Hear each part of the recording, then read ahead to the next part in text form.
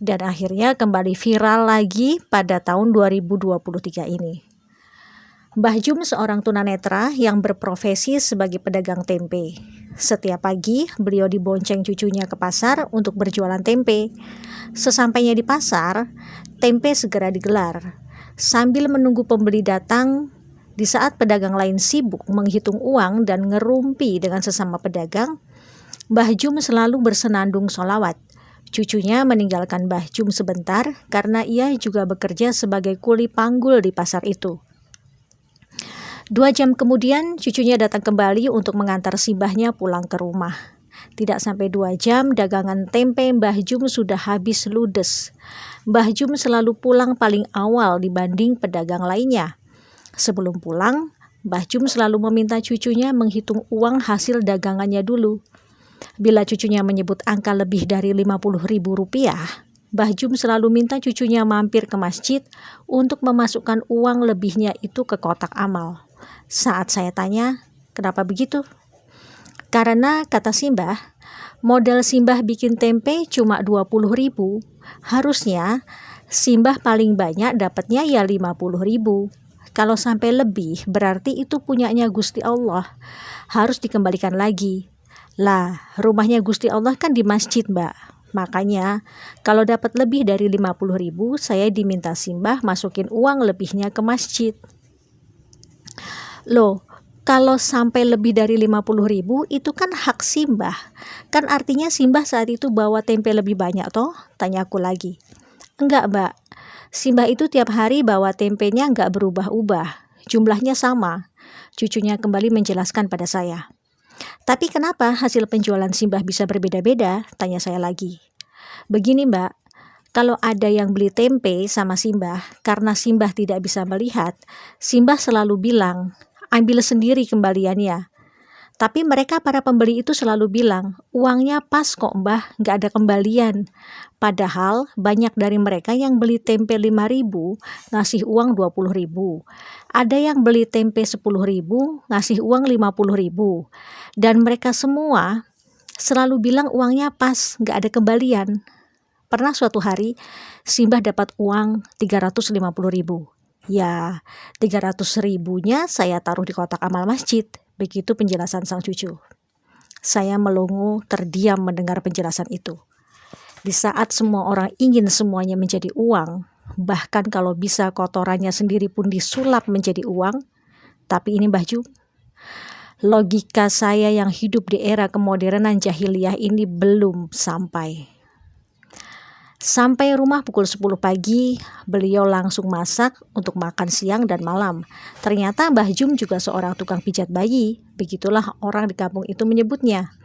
Jadi bila ada anak-anak yang dikeluhkan demam, batuk, pilek, rewel, kejang, diare, muntah-muntah, dan lain-lain, biasanya orang tua mereka akan langsung mengantar ke rumah Mbah Jum. Bahkan bukan hanya untuk pijat bayi dan anak-anak, Mbah Jum juga bisa membantu pemulihan kesehatan bagi orang dewasa yang mengalami keseleo, memar, patah tulang, dan sejenisnya. Mbah Jum tidak pernah memberikan tarif untuk jasanya itu, padahal beliau bersedia diganggu 24 jam bila ada yang butuh pertolongannya. Bahkan bila ada yang memberikan imbalan untuk jasanya itu, ia selalu masukkan lagi 100% ke kotak amal masjid. Iya, 100%. Anda kaget? Sama, saya juga kaget. Ketika saya kembali bertanya, kenapa harus semuanya dimasukkan ke kotak amal? Mbah Jum memberi penjelasan sambil tersenyum. Kula niki sakjane mboten pinter mijet. Nek wonten sing seger waras mergo dipijet kalih kula, niku sanes kula sing damel seger waras. Niku kersane Gusti Allah. Lah dadose mbayare mboten kalih kula, tapi kalih Gusti Allah. Beliau bicara dalam bahasa Jawa yang artinya saya itu sebenarnya nggak pinter mijit. Kalau ada yang sembuh karena saya pijit, itu bukan karena saya, tapi karena Gusti Allah. Jadi bayarnya bukan sama saya, tapi sama Gusti Allah. Lagi-lagi saya terdiam, lurus menatap wajah keriputnya yang bersih. Ternyata manusia yang datang dari peradaban kapitalis akan terkaget-kaget saat dihadapkan oleh peradaban sedekah tingkat tinggi macam ini, di mana di era kapitalis orang sekarat saja masih bisa dijadikan lahan bisnis. Jangankan bicara gratis, dengan menggunakan kartu BPJS saja sudah membuat beberapa oknum medis sinis. Mbah Jum tinggal bersama 5 orang cucunya. Sebenarnya yang cucu kandung Mbah Jum hanya satu, yaitu yang paling besar usia 20 tahun, laki-laki, yang selalu mengantar dan menemani Mbah Jum berjualan tempe di pasar. 4 orang cucunya yang lain itu adalah anak-anak yatim piatu dari tetangganya yang dulu rumahnya kebakaran. Masing-masing mereka berumur 12 tahun laki-laki, 10 tahun laki-laki, 8 tahun laki-laki, dan 7 tahun perempuan. Dikarenakan kondisinya yang tunanetra sejak lahir, membuat Mbah Jum tidak bisa membaca dan menulis. Namun ternyata ia hafal 30 juz Quran. Masya Allah. Cucunya yang paling besar ternyata guru mengaji untuk anak-anak di kampung mereka. Keempat orang cucu-cucu angkatnya ternyata semuanya sudah khatam Quran. Bahkan 2 di antaranya sudah ada yang hafal 6 juz dan 2 juz. Kulo niki tiang kampung, boten saged ningali nopo-nopo ket bayi. Alhamdulillah kersani Gusti Allah, kulo diparingi berkah, saged hafal Quran.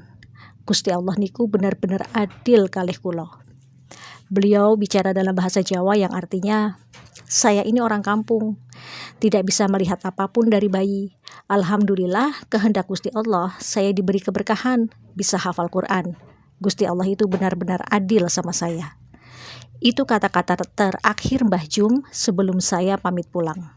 Saya peluk erat dia, saya amati wajahnya.